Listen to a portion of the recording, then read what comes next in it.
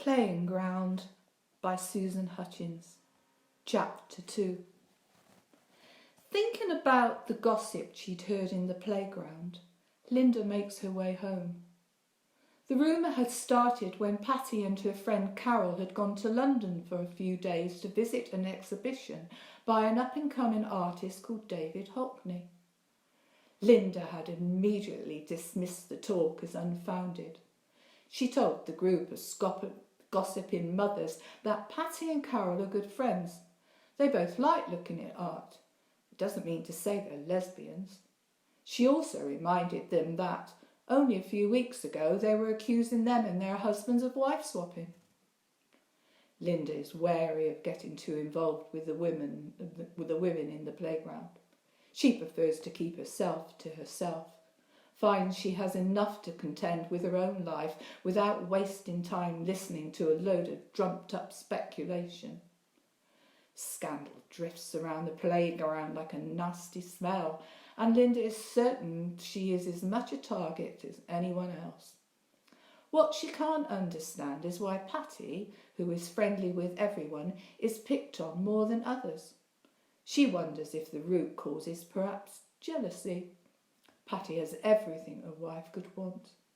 A lovely home and a husband who is not only attractive to look at, but as a lecturer at the university must earn quite a pretty decent income.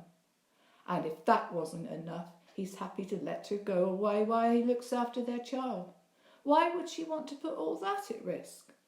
The newspapers are so full of stories about sex orgies and key parties that people are beginning to think everybody's doing it. Pattie's clothes may be a bit revealing, but that's the fashion. As for wife-swapping, Andrew is far too reserved. While Pattie was in London, Andrew took and collected Dylan from school. Linda knew Andrew was Pattie's husband. She had seen him with Dylan, but other than a smile and a nod when the boys greeted each other, they had never spoken.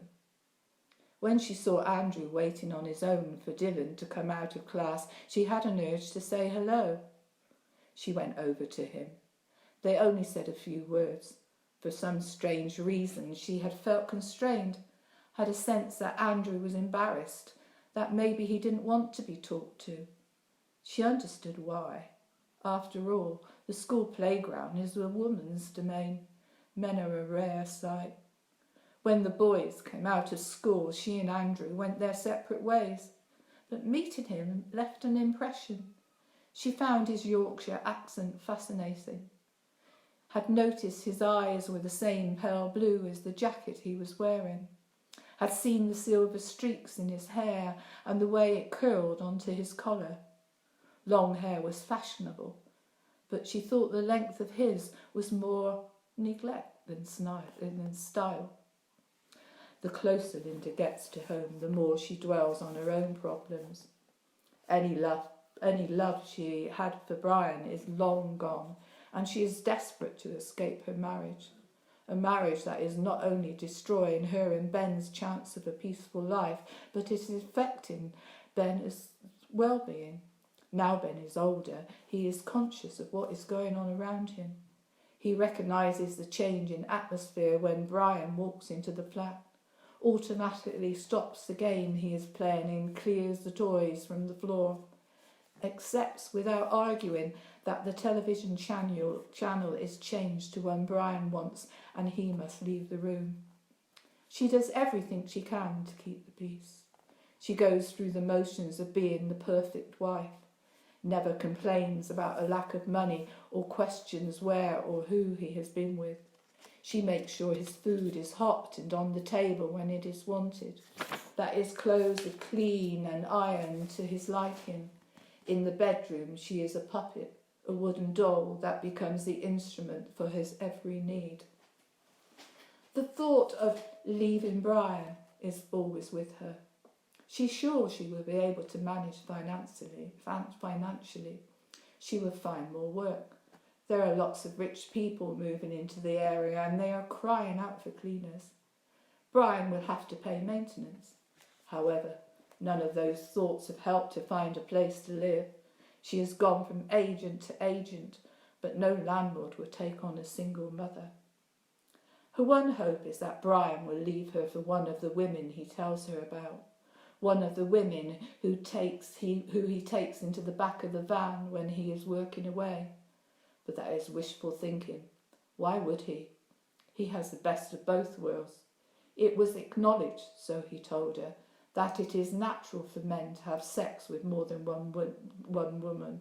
That man has been doing it since the beginning of time. Man is the hunter. That's what men do. Go out looking for women. He said he didn't believe any bloke who said he only fancied his wife. She knows what he says is rubbish. She only has to think about her own parents' marriage. Her father had been dead 5 years, but she can remember that loving relationships do exist. She wonders if her mother suspects something is wrong. Linda had tried to hide the bruises on her arm by wearing a cardigan when she met Gloria in town for lunch, but it had been sweltering day and Gloria insisted that Linda took the cardigan off. In the end, Gloria grabbed the cardigan and pulled it from Linda's shoulder. Linda told her mother it had been an accident, that she had been going through the door and Brian shut it without realising she was behind him. She doesn't know if Gloria believed her, but of course it wasn't true. He had slammed the door on her when she had been trying to escape from him. Her mother would be horrified if she knew the whole story. It wasn't only the violence or the other woman. It was far worse than that. Brian had been talking about wife swapping for months. He said it would liven up their sex life, that it would satisfy his need for other women. She told him she wasn't interested, but that didn't stop him bringing a couple of swingers back from the pub. She usually did whatever it took to avoid a row, anything not to disturb Ben. This time she let rip. A crying child in the room with them soon had the couple grabbing their coats and leaving. Linda arrives at a busy road, waits until a gap in the traffic allows her to cross. From there she walks a few yards to Royal Crescent. She doesn't give the panoramic view across the city a second glance as she treads the uneven stone paving. She stops outside one of the Georgian houses. Like the others, it had seen better days. There are cracks in the rendering. The door desperately needs a coat of paint. There is always an unpleasant smell in the hallway, a stench of overcooked cabbage and rancid fat from the 5 flats that will occupy the building. The brown lino has been worn down to its Hessian backing. The walls have been scruffed by the multitude of people that have brushed against it. If it wasn't for Linda's brightly coloured skirt, you would think the scene had been plucked from a sepia photograph. She creeps past Mrs. Jones' door.